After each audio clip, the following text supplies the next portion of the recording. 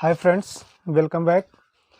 मित्रों, हम लोग एनिमल फाइलम का अध्ययन कर रहे हैं, जिसमें हमने जनरल कैरेक्टर की बात कर ली। पिछले वीडियो में हमने सेक्सेस तक पढ़ा था, लेकिन कुछ कारणवश कुछ त्रुटि होने की वजह से लास्ट 9 मिनट का वीडियो अच्छे से चल नहीं पाया, वहीं पर स्टॉप पॉज हो गया था। उसमें जो टॉपिक था वो हम पढ़ रहे थे सेक्सेस। ठीक है, हमने उस वीडियो में आपसे कहा था कि हम आगे पढ़ेंगे किंगडम प्रोटिस्टा। ठीक है, तो लेकिन वो लास्ट 9 मिनट जो आपसे छूट गया है उसको पूरा कराते हैं, उसके बाद फिर हम आगे चलेंगे प्रोटिस्टा पढ़ेंगे। ठीक है, तो हमने वहाँ लास्ट में पढ़ा था आपके लिए सेक्सेस। ठीक है, सेक्सेस का मतलब कि किस तरह का सेक्सेस पाया जाता है। ठीक है, तो इसके लिए दो टर्म होते हैं। देखिए, सेक्सेस के लिए हर्माफ्रोडाइट, ठीक है, मैंने इस तरह का चार्ट बनाया था, हर्माफ्रोडाइट,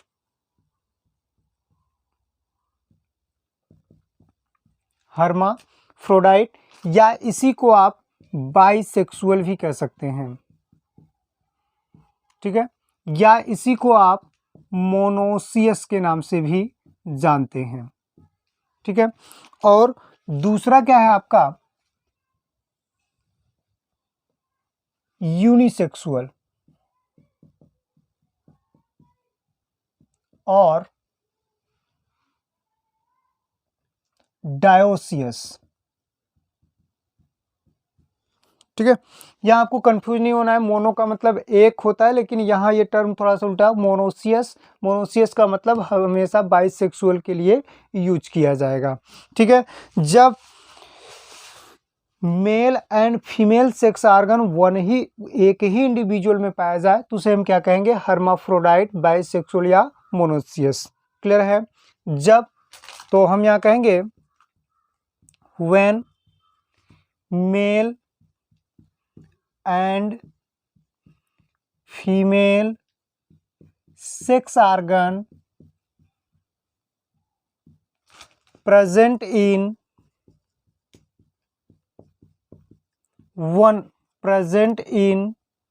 one individual। ठीक है, तो जब मेल और फीमेल सेक्स ऑर्गन एक ही इंडिविजुअल के अंतर्गत पाए जाएं तब उसे हम क्या कहेंगे, हर्माफ्रोडाइट, बाइसेक्सुअल या मोनोसियस के नाम से जानते हैं। ठीक है, एग्जाम्पल की बात करें तो इसमें हमारा एग्जाम्पल आता है लीबर फ्लूक। ठीक है, that means Fasciola hepatica, tapeworm, that means Taenia solium, earthworm, that means Pheretima posthuma, और लीच, हिरुडिनेरिया। ठीक है, भारतीय जोंक के नाम से भी इसको जानते हैं। तो ये सब कैसे हैं, इसमें मेल और फीमेल सेक्स ऑर्गन एक ही इंडिविजुअल के अंदर पाए जाते हैं, इसलिए ऐसे कंडीशन को हम क्या कहेंगे, हर्माफ्रोडाइट, बाइसेक्सुअल या मोनोसियस। तो 4 ऑप्शन दे करके आपसे पूछा भी जा सकता है कि कौन से हर्माफ्रोडाइट या फिर बाइसेक्सुअल या मोनोसियस हैं। क्लियर है? चलिए आगे बढ़ते हैं, बात करेंगे कि जब male and female sex organ in other individuals, मतलब मेल अलग हो और फीमेल अलग हो, तब उसे हम क्या कहेंगे, unisexual. The animal with either male और फीमेल सेक्स ऑर्गन। ठीक है, the animal with either male और फीमेल सेक्स ऑर्गन, या तो मेल सेक्स ऑर्गन पाया जाए या तो फीमेल सेक्स ऑर्गन पाया जाए, तब उसे हम यूनिसेक्सुअल या डायोसियस के नाम से जानेंगे। ठीक है, एग्जाम्पल की बात करें तो फ्रॉग, ठीक है, रैबिट, ये सब कैसे हैं, ये सब आपके हैं जो कि डायोसियस है, दैट मीन्स यूनिसेक्सुअल, मेल अलग फीमेल अलग, एक इंडिविजुअल्स में एक ही तरह का सेक्स। ठीक है, लिजार्ड और बर्ड। क्लियर है? ये आपके कैसे हैं, यूनिसेक्सुअल या डायोसियस के अंतर्गत रखे जाते हैं। ठीक है मित्रों, एक टॉपिक और आता है सेक्सुअल डायामॉर्फिज्म।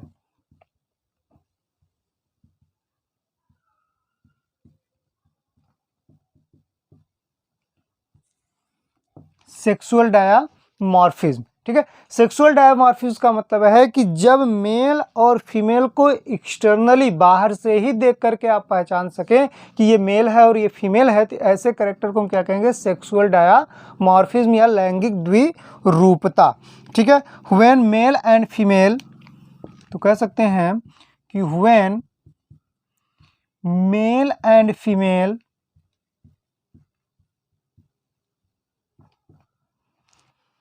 can be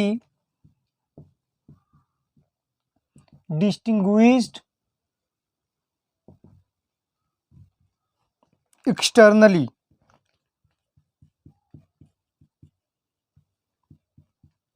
मतलब बाहर से ही विभेदित किया जा सके कि वो मेल है कि फीमेल है, तब उसे हम क्या कहेंगे, सेक्सुअल डायामॉर्फिज्म। जैसे पिकॉक्स, PACOCKS, पिकॉक्स, लायन, ठीक है, और एस्केरिस। एस्केरिस में देखे होंगे मेल एस्केरिस अलग, फीमेल अलग, ठीक है। तो ये क्या है, बाहर से ही देख करके आप बता सकते हैं कि ये मेल है और ये फीमेल है, तो ऐसे को हम क्या कहेंगे, सेक्सुअल डायामॉर्फिज्म। एक कंडीशन इसमें और आता है जिसका नाम है प्रोटएंड्री। प्रोटएंड्री, ठीक है। प्रोटएंड्री का मतलब है कि जो मेल सेक्स आर्गन है वो मैच्योर हो जाए फीमेल सेक्स आर्गन से पहले, ठीक है। मतलब फीमेल सेक्स आर्गन बाद में मैच्योर या डेवलप्ड हो और उससे पहले ही मेल सेक्स आर्गन क्या हो, डेवलप्ड हो जाए या मैच्योर हो जाए, तो उसे हम क्या कहेंगे, प्रोटोएंड्री, ठीक है। When male reproductive organ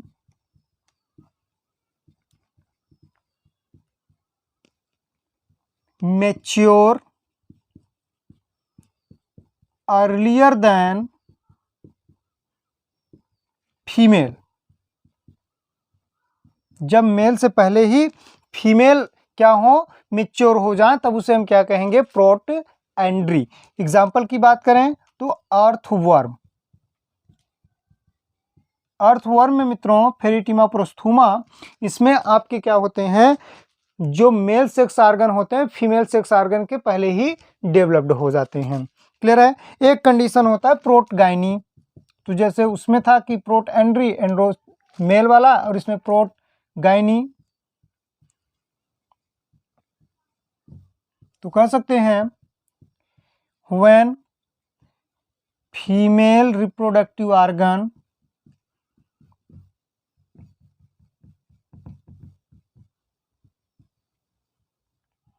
mature earlier than male, ठीक है। एग्जाम्पल की बात करें तो एग्जाम्पल इसमें हमारा आता है एम्फिऑक्सस। एग्जाम्पल आता है एम्फिऑक्सस, ठीक है। ये तो हमारा ये पीछे का टॉपिक था जो 9 मिनट में छूट गए थे, उसी को हमने आपको फिर से बता दिया है, ठीक है।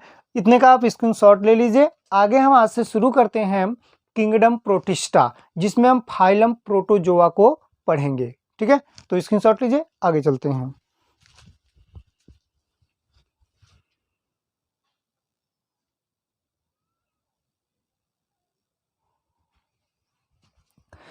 चलिए शुरुआत करते हैं हम किंगडम प्रोटिस्टा की।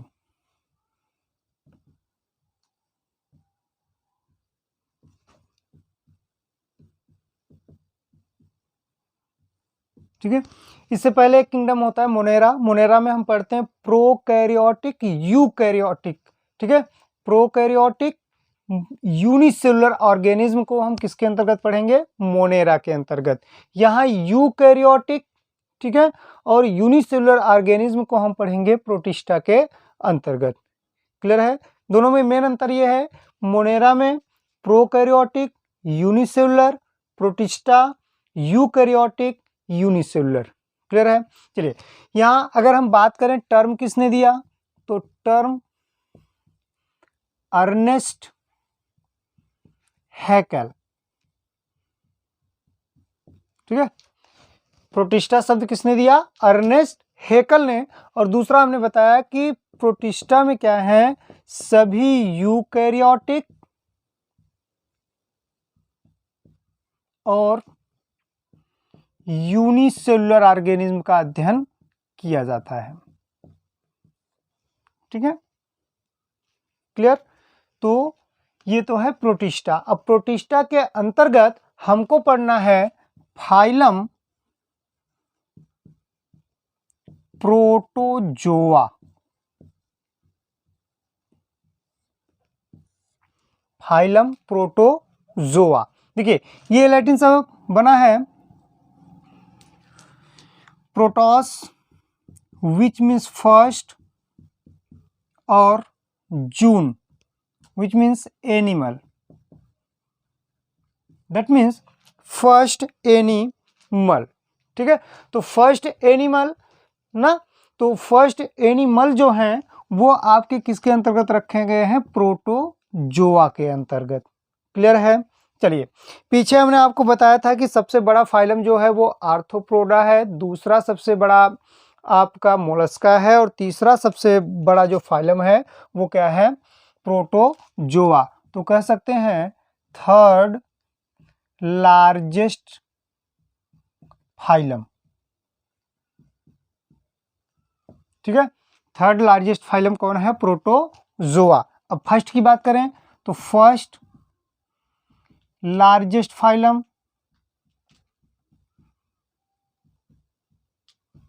इसमें आपका आता है आर्थ्रोपोडा। क्लियर? सेकंड की बात करें, सेकंड लार्जेस्ट फाइलम इसमें आएगा आपका मोलस्का। और यहाँ एक अब पढ़ रहे हैं हम प्रोटोजोआ, तो प्रोटोजोआ क्या है? थर्ड लार्जेस्ट फाइलम है। ठीक है, चलिए, प्रोटोजोआ को सबसे पहले ऑब्जर्व या देखने का काम एंटोनी वॉन ल्यूवेनहॉक ने किया था। ठीक है, तो कह सकते हैं कि protozoa first observed bye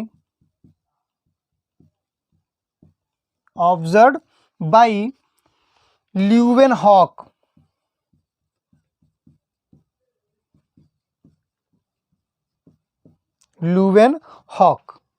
clear है? एंटोनी वॉन ल्यूवेनहॉक ने सबसे पहले उनको देखा था, परीक्षण किया था। ठीक है, प्रोटोजोआ जो टर्म दिया है वो गोल्डफस ने दिया है, तो the term protozoa given by Goldfuss, given by Goldfuss. Clear है? सबसे पहले देखा ल्यूवेनहॉक ने, और टर्म किसने दिया? गोल्डफस ने। ठीक है, कैरेक्टर की बात करें तो प्रोटोजोआ कैसे हैं? Protozoa are eukaryotic, unicellular. कैसे हैं? Unicellular eukaryotics. ठीक है, और यहां सबसे अच्छी बात यह है कि एक सेल के अंदर ही सारी बायोलॉजिकल एक्टिविटी कंप्लीट हो जाती है। ठीक है, तो एक साइंटिस्ट हैं, नाम है उनका डॉवेल। ठीक है, इन्होंने प्रोटोजोआ के लिए ए सेलुलर टर्म यूज किया। क्यों? क्योंकि यहां एक सेल के अंदर ही सारी जैविक क्रियाएं संपन्न हो जाती हैं। तो कह सकते हैं where one cell performed all the biological activities, all the biological activities। ठीक है। अगर एक सेल के अंदर सारी एक्टिविटीज, बायोलॉजिकल एक्टिविटीज हो जा रही है, उस कंडीशन के लिए डॉवेल ने उनको एसेलुलर के अंतर्गत रखा है। ठीक है। दूसरा अगर हम बात करें तो ये विश्वव्यापी होते हैं, दैट मीन्स वर्ल्ड वाइड, और कॉस्मोपोलाइटन होते हैं। ठीक है। फ्री लिविंग भी होते हैं और पैरासाइट होते हैं। ठीक है। तो अगला, they are world wide, कॉस्मोपोलाइटन,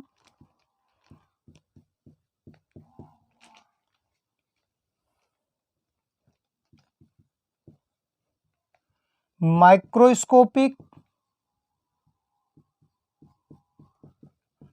mostly aquatic,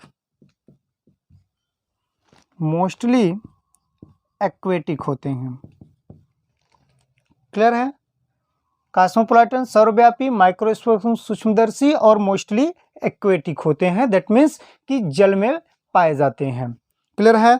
चलिए कुछ देखिए, फ्री लिविंग, मैंने बताया कि ये दो तरह के फ्री लिविंग भी हो सकते हैं, ठीक है, और पैरासाइट भी हो सकते हैं। तो सबसे पहले free living protozoan. Free living protozoan में कौन कौन आएगा? अमीबा, युग्लिना, ठीक है, एल्फिडियम क्रिप्सस, एल्फिडियम क्रिप्सस, ठीक है। ये आपके कैसे हैं? एल्फिडियम क्रिप्सस, जीनस स्पीसीज, ये तीनों आपके फ्री लिविंग प्रोटोजोआ के अंतर्गत आते हैं। ठीक है। इतने का आप स्क्रीनशॉट ले लीजिए। हम आगे चलते हैं जिसमें हम पढ़ेंगे पैरासाइटिक प्रोटोजोवन। क्लियर है। चलिए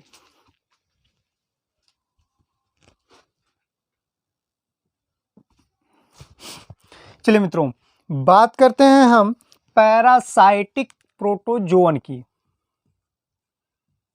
पैरासाइटिक प्रोटोजोवन, ठीक है। हमने पहले क्या पढ़ा? फ्री लिविंग, जैसे युग्लिना, अमीबा, ठीक है, और क्रिप्सस ना। तो इन सब के पढ़ने के बाद अब हम पैरासाइटिक प्रोटोजोवन पढ़ते हैं कि जो प्रोटोजोवन क्या होते हैं? पैरासाइटिक होते हैं। यहाँ थोड़ा सा दो टर्म है, उसको आप समझ लीजिएगा। एक टर्म आता है मोनोजेनेटिक और एक होता है डाइजेनेटिक। दो टर्म समझ लीजिएगा, आपके लिए अच्छा रहेगा, तो आगे सारी कहानी सही समझ में आएगी। मोनोजेनेटिक का मतलब होता है जब किसी भी लिविंग ऑर्गेनिज्म का लाइफ साइकिल एक ही होस्ट के अंतर्गत पूरा हो जाए, दैट मीन्स पूरी जीवन चक्र एक ही होस्ट के अंदर कंप्लीट हो जाए, तो ऐसे एनिमल्स को या ऐसे ऑर्गेनिज्म को हम मोनोजेनेटिक के नाम से जानेंगे। That means life cycle complete in one host. ठीक है। अब डाई का मतलब दो, इसका मतलब उनकी लाइफ साइकिल को पूरा करने के लिए दो होस्ट की जरूरत पड़ेगी। ठीक है। तो life cycle completed into two host. ठीक है। जब लाइफ साइकिल क्या हो? टू होस्ट में कंप्लीट हो, तो उसको हम क्या कहेंगे? डाइजेनेटिक। Monogenetic, digenetic. क्लियर है। याद रखिएगा। तो यहां सबसे पहले हम जो जीनस की बात करते हैं वो हमारा है ट्रिपैनोसोमा।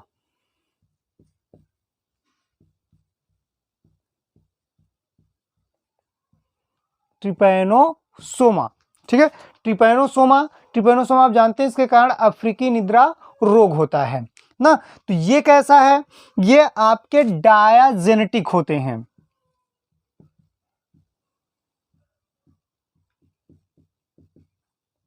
ठीक है। ये कैसे हैं? डायजेनेटिक है। दैट मीन्स इनका लाइफ साइकिल को पूरा करने के लिए टू होस्ट की जरूरत होती है। पहला है प्राइमरी होस्ट,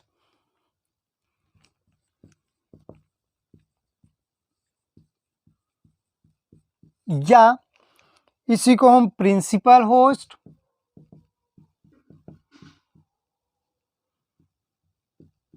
या डिफिनिटिव होस्ट के नाम से जानते हैं। प्राइमरी होस्ट, प्रिंसिपल होस्ट या डिफिनिटिव होस्ट, ठीक है। और ये होता है मैन, मनुष्य, होमोसैपियंस, ठीक है। तो ट्रिपैनोसोमा का प्राइमरी होस्ट या प्रिंसिपल होस्ट या डेफिनेटिव होस्ट है तो क्या है, मैन है, ठीक है। दूसरा क्या है, सेकेंडरी होस्ट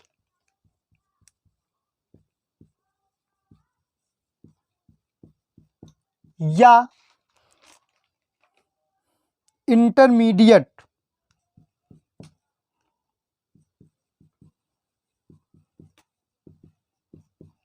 या वेक्टर। वेक्टर मतलब यही आपके रोग को एक स्थान से दूसरे स्थान तक ले जाने का कार्य करता है और इसमें नाम आता है सी फ्लाई, ठीक है।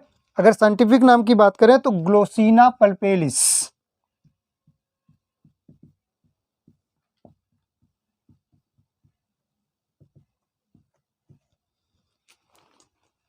ना। तो ट्रिपैनोसोमा डाइजेनेटिक होता है, प्राइमरी या डिफिनेटिव होस्ट मैन होते हैं, सेकेंडरी या वेक्टर इसका क्या है, सीसी फ्लाई है, जिसका साइंटिफिक नाम ग्लोसिना पल्पेलिस है। क्लियर है। चलिए आगे बात करते हैं। हमारा दूसरा इसी कड़ी में होगा जो कि आपके ये कैसे हैं, पैरासाइटिक प्रोटोजोन है। अगला है प्लाज्मोडियम, अगला है प्लाज्मोडियम, ठीक है। अगला क्या है, प्लाज्मोडियम। प्लाज्मोडियम भी कैसा है, डाइजेनेटिक है।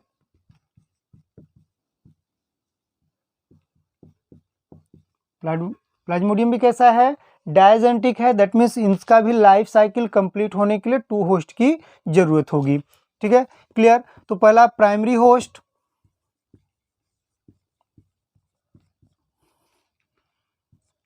प्राइमरी होस्ट ह्यूमन, ठीक है। और secondary host,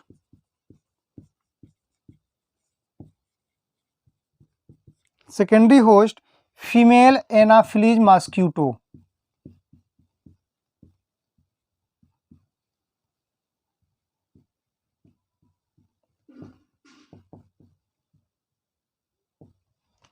female Anopheles mosquito. दोस्त जो फीमेल होती हैं वही काटती हैं मोस्टली मच्छरों में, ठीक है। खून चूसने का काम फीमेल करती हैं मच्छरों में, जबकि मेल जो होते हैं वो अपना भोजन सड़े गले स्थानों से प्राप्त करते हैं। तो जो अगली बार जब आपको कभी मच्छर काटे तो समझ लीजिए कि एक फीमेल ने हमारे रक्त को चूसा है, ठीक है। चलिए आगे, लिस्मानिया डोनोवेनी, अगला है लिस्मानिया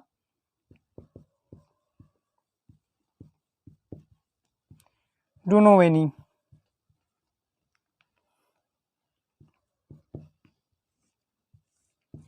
ठीक है। ये भी आपके डायजेनेटिक हैं।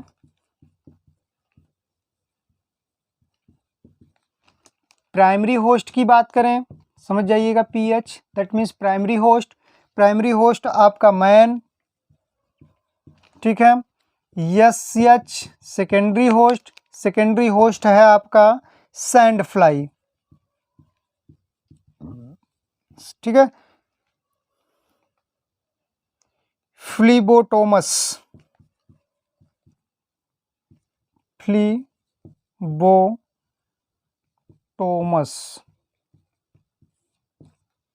सैंड फ्लाई, फ्लीबोटोमस, ठीक है। ये आपके लिस्मानिया डोनोवेनी का है, ठीक है, जिसके कारण लिस्मेनियासिस नामक डिजीज होता है, ठीक है। इन सब डिजीज को हम डिजीज वाले चैप्टर में पढ़ेंगे, ठीक है। अगला इसी कड़ी में है हमारा एंट अमीबा हिस्टोलिटिका, नाम सुना होगा आपने, एंट अमीबा, सॉरी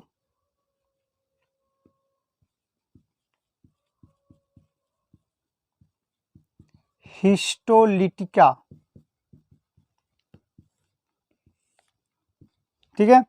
ये आपके मोनोजेनेटिक होते हैं। डिसेंट्री नामक पेचिस रोग उत्पन्न करते हैं ये, एंटमीबा हिस्टोलिटिका, और मोनोजेनेटिक होते हैं, और जो इनका होस्ट होता है वो मैन होता है। ठीक है, और मैन में क्या होते हैं, ये डिसेंट्री, दैट मीन्स पेचिस नामक रोग उत्पन्न करते हैं। क्लियर है?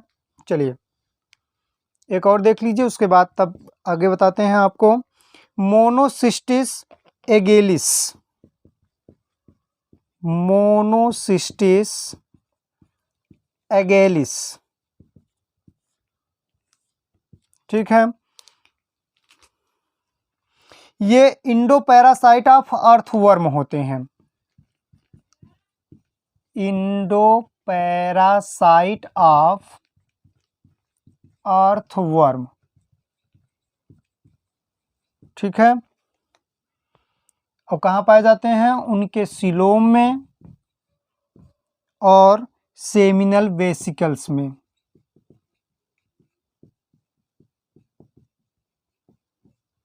ठीक है, या मतलब इंडो पैरासाइट होते हैं, अंदर पाए जाते हैं, और कहाँ पाए जाएंगे, या तो अर्थवर्म के सीलोम में पाए जाएंगे या सेमिनल वेसिकल्स में पाए जाते हैं। ठीक है, मोनोसिस्टिस एगेलिस।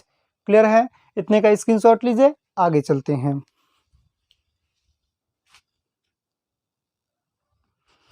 आइए फ्रेंड्स, अगले जीनस की बात करें तो अगला जीनस है हमारा इमेरिया टिनेला, इमेरिया टिनेला।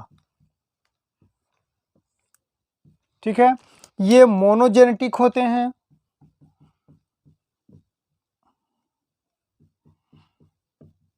और मोस्टली आपके फाउल में पाए जाते हैं, दैट मीन्स बटेर में। ठीक है, कहाँ पाए जा रहे हैं, इमेरिया टिनेला, मोस्टली मोनोजेनेटिक हैं, और कहाँ पाए जा रहे हैं, फाउल में। क्लियर है? आगे ट्राइकोमोनास,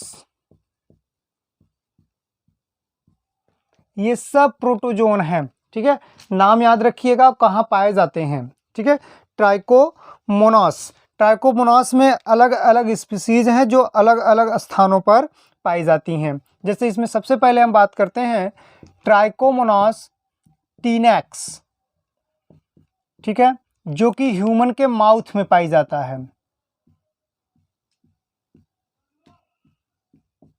और पायरिया नामक रोग उत्पन्न करता है। साथ ही साथ ट्राइकोमोनास होमिनिस, ट्राइकोमोनास होमिनिस जो कि ह्यूमन के कोलन में पाया जाता है, कोलन लार्ज इंटेस्टाइन का भाग है। ठीक है, उसके बाद ट्राइकोमोनास वेजिनैलिस,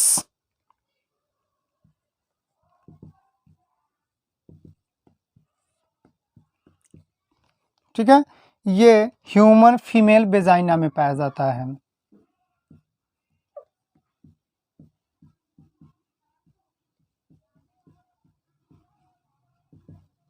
जेनिटल मार्ग में पाया जाता है फीमेल के। क्लियर है? ठीक है, चलिए आगे बात करें तो अगला हमारा है जियार्डिया। अगला क्या है, जियार्डिया। ठीक है, तो ये क्या होते हैं, इंडो पैरासाइट होते हैं। ठीक है, याद रखिएगा, giardia is the intestinal parasite, intestinal parasite. ठीक है, और किसके पैरासाइट, काकरोच के और ग्रास होपर के।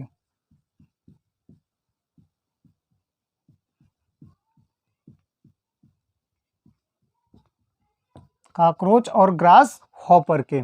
ठीक है, इंटेस्टाइनल पैरासाइट, काकरोच और ग्रास हॉपर के, कौन, जियार्डिया। ठीक है,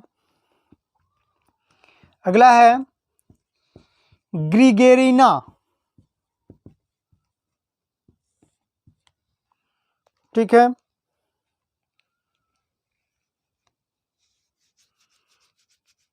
ठीक है, यहां से क्या होगा, जियार्डिया जो है ये थोड़ा सा उल्टा हो गया, जियार्डिया आपका पाया जाता है, इसको हम ग्रांड ओल्ड मैन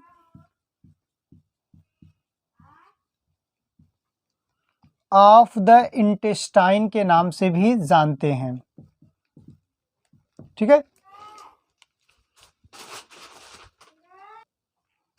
देखिए इसको हमने कहा grand old man of the intestine, और पाया कहां जाता है? Found in duodenum of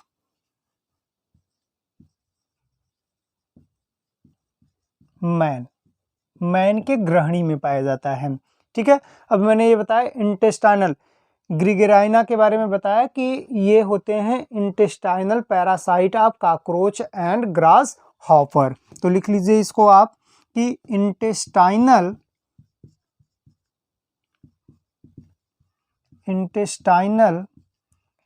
parasite of cockroach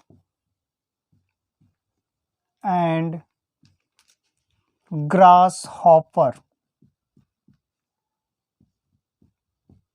clear friends? चलिए आगे, ओपेलाइना।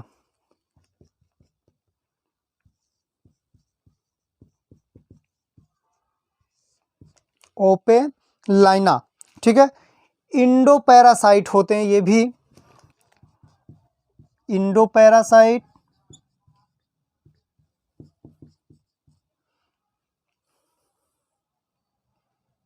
और कहाँ पाए जाते हैं? या फिर इंडो कमेंसेलिज्म होते हैं।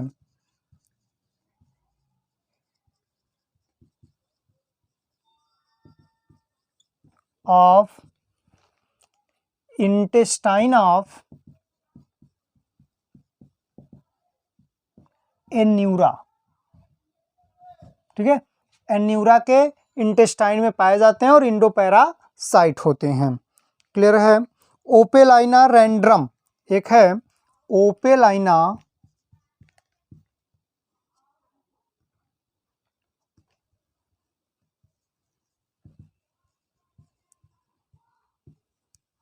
रैंड्रम, ठीक है, ये रेक्टम में पाया जाता है। Found in the rectum of, rectum मतलब मलाशय, ठीक है, रेक्टम का मतलब होता है मलाशय। आपके आहार नली एलिमेंट्री कैनाल का जो सबसे लास्ट पार्ट होता है उसको हम क्या बोल रहे हैं? रेक्टम या मलाशय, जहां मल आकर के ठहरता है। ठीक है, और एनस के द्वारा बाहर निकाल दिया जाता है। तो ये rectum of frog and toads, ठीक है, दोनों आपके एम्फीबिया के अंतर्गत ही रखे गए हैं, फ्रॉग्स और टोड्स। तो उसी में क्या होता है? रेक्टम में पाया जाता है ओपेलाइना रैंड्रम। और केवल ओपेलाइना की बात करें तो ये ये एन्यूरा, एन्यूरा भी आपके किसके अंतर्गत आते हैं? एम्फीबियम के अंतर्गत ही आते हैं। तो वो इंडो पैरासाइट होते हैं। ठीक है, अगला है बैलेंटीडियम।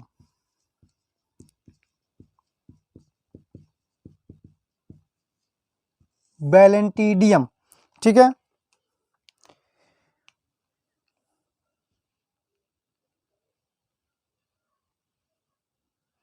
ये कहां पाए जाएंगे? इंटेस्टाइन ऑफ मैन, पिग्स, सीप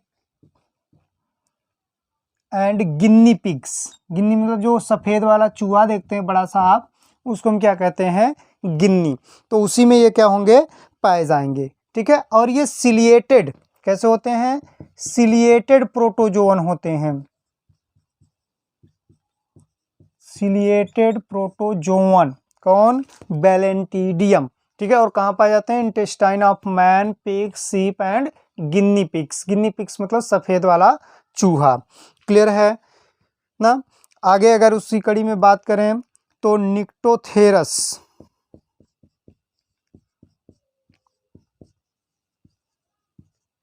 निक्टोथेरस ये इंटेस्टाइनल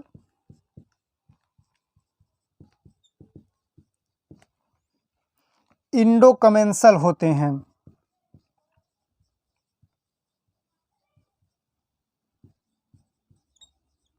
ऑफ एम्फीबियन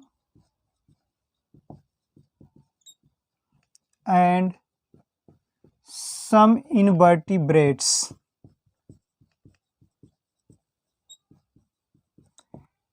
कमेंसेलिज्म का मतलब होता है मित्रों कि जो भी आपके सेलुलोजिक पार्ट्स होते हैं उनको तोड़ते हैं, तोड़ने के साथ ऊर्जा निकालते हैं, तो इनका भी काम हो जाता है और उनको भी काम हो जाता है। ठीक है, तो बिना रोग फैलाए अगर पाए जा रहे हैं तो उसको हम कमेंसेलिज्म कहते हैं। तो निक्टोथेरस और इधर आपके ओपेलाइना, ये दोनों क्या होते हैं, इंडो कमेंसेलिज्म को प्रदर्शित करते हैं, मोस्टली एम्फीबियन में और कुछ इनवर्टिब्रेट्स में। ठीक है, एक टर्म आता है प्रोटीरोस्पंजिया। ठीक है, प्रोटीरोस्पंजिया, इतना नोट कर लीजिए, फिर उसके बारे में बताते हैं कि व्हाट इज प्रोटीरोस्पंजिया।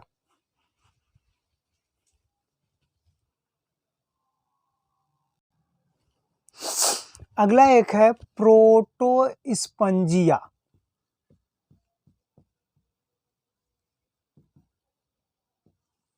ठीक है, प्रोटोस्पंजिया, प्रोटो मतलब प्रोटोजोआ, स्पंजिया मतलब स्पंज पोरीफेरा। तो प्रोटोस्पंजिया एक ऐसा जीनस है जिसको प्रोटोजोआ और पोरीफेरा के बीच की कनेक्टिंग लिंक्स मानते हैं। ठीक है, तो यहां हम कह सकते हैं कि कनेक्टिंग लिंक्स बिटवीन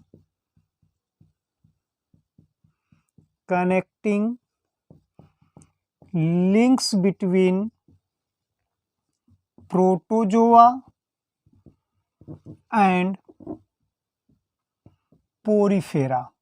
याद रखिएगा, बहुत इंपॉर्टेंट है ये कि प्रोटोजोआ और पोरीफेरा के बीच की कनेक्टिंग लिंक्स क्या है। तो प्रोटोजोआ और पोरीफेरा के बीच की कनेक्टिंग लिंक्स का नाम है प्रोटोस्पंजिया, या इसी को प्रोटीरोस्पंजिया के नाम से भी जानते हैं, प्रोटीरोस्पंजिया। क्लियर है, ये होते हैं एसिमेट्रिकल, दैट मीन्स सिमेट्री इसमें नहीं पाई जाती है। ठीक है, लेवल ऑफ ग्रेड का बात करें तो प्रोटोप्लाज्मिक, लेवल ऑफ ऑर्गेनाइजेशन देखने को मिलता है।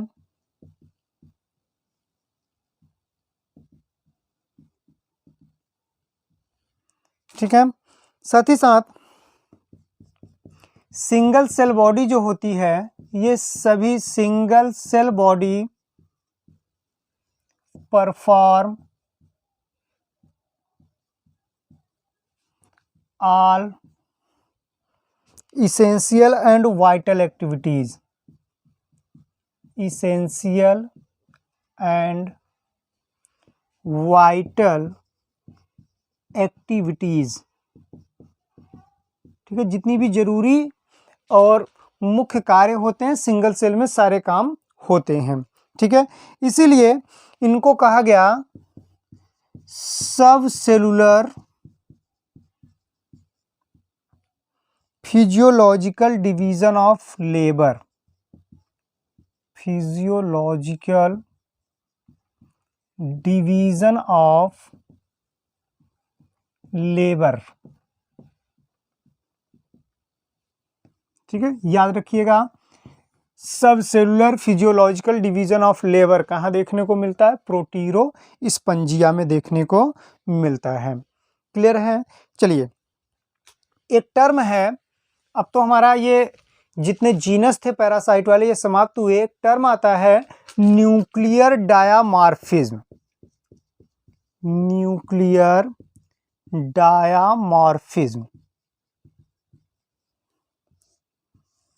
ठीक है, न्यूक्लियर डायामॉर्फिज्म, याद करिए उधर हमने सेक्सुअल डायामॉर्फिज्म पढ़ा था कि मतलब जब आप सेक्सेस को बाहर से देख करके ही एक्सटर्नली देख करके बता दें कि कौन सा मेल है और कौन सा फीमेल है, तो उसको आपने कहा था सेक्सुअल डायामॉर्फिज्म। तो उसी तरह से न्यूक्लियर डायामॉर्फिज्म, दैट मीन्स अगर कोई एनिमल्स और कोई ऑर्गेनिज्म ऐसा है जिसमें दो तरह के न्यूक्लियस पाए जाएं और क्लियरली आपको देखने को मिले कि एक छोटा एक बड़ा, या बाहर से ही देखकर आपके बता सकें कि ये डिफरेंट टाइप के न्यूक्लियस हैं, तो उसको हम कहेंगे न्यूक्लियर डायामॉर्फिज्म। ठीक है, और जो न्यूक्लियर डायामॉर्फिज्म होता है ये पाया जाता है पैरामीशियम में। तो कह सकते हैं कि न्यूक्लियर डायामॉर्फिज्म फाउंड इन पैरामीशियम। ये लाइन बहुत अच्छे से याद करिएगा। ठीक है, यहां से क्वेश्चन बहुत तगड़ा आता है आपके लिए कि न्यूक्लियर डायमॉर्फिज्म कहाँ पाए जाते हैं। इसमें मित्रों दो तरह के न्यूक्लियस पाए जाते हैं, ठीक है। या अब देखिए दो तरह के न्यूक्लियस हैं तो इसको हम हेट्रोकैरियोटिक के नाम से भी जान सकते हैं। तो होमोकैरियोटिक जब दोनों न्यूक्लियस एक जैसे ही हों, हेट्रोकैरियोटिक, कैरियन मतलब न्यूक्लियस, तो हेट्रो का मतलब भिन्न भिन्न। जब क्या हो न्यूक्लियस दो तरह के पाए जाएं तो ऐसे को हम हेट्रोकैरियोटिक टर्म के नाम से भी जानते हैं। तो कह सकते हैं कि पैरामेसियम कैसा है, हेट्रोकैरियोटिक है, ठीक है। एक है आपका मैक्रोन्यूक्लियस, दैट मीन्स बड़ा न्यूक्लियस। अच्छे से इसको जान लीजिएगा, मैक्रोन्यूक्लियस और माइक्रोन्यूक्लियस। माइक्रो दोनों के काम को, ये वाली टॉपिक बहुत ही इंपॉर्टेंट है, यहाँ से कई बार क्वेश्चन पूछे जाते हैं इनके न्यूक्लियस, पैरामीशियम के न्यूक्लियस के बारे में, ठीक है। तो जो न्यूक्लियर डायमॉर्फिज्म देखने को मिलेगा वो पैरामीशियम में देखने को मिलेगा। दो तरह के न्यूक्लियस पाए जाते हैं, मैक्रोन्यूक्लियस और माइक्रोन्यूक्लियस। मैक्रोन्यूक्लियस की बात करें तो ये regulating daily metabolic activities, regulating daily metabolic activities मतलब शरीर में रोज कितने काम होने हैं उसको रेगुलेट करने का काम कौन करता है, मैक्रोन्यूक्लियस, ठीक है। इसीलिए इसको, अब चूंकि ये पूरे बॉडी को गवर्न करने का काम कर रहा है इसलिए इसको हम सोमैटिक न्यूक्लियस के नाम से भी जानते हैं, सोमैटिक न्यूक्लियस। क्लियर है ना। और ये कैसा है, ये ट्रॉफिक फंक्शन में काम करता है,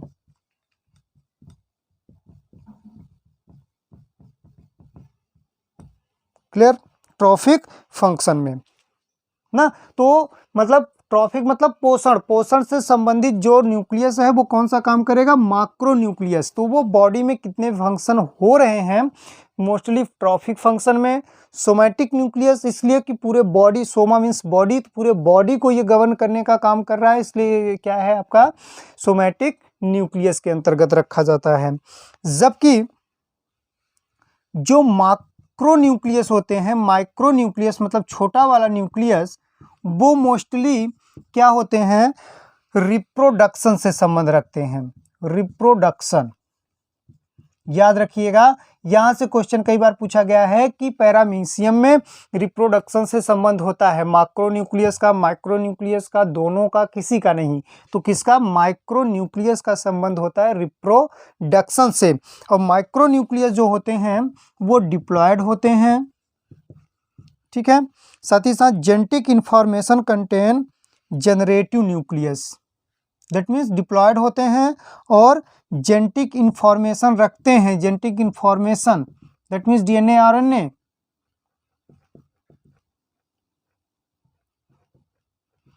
ठीक है। तो जेनेटिक इंफॉर्मेशन रख रहे हैं, रिप्रोडक्शन में सहायता कर रहे हैं, इसलिए इसको हम जनरेटिव न्यूक्लियस के नाम से भी जानते हैं,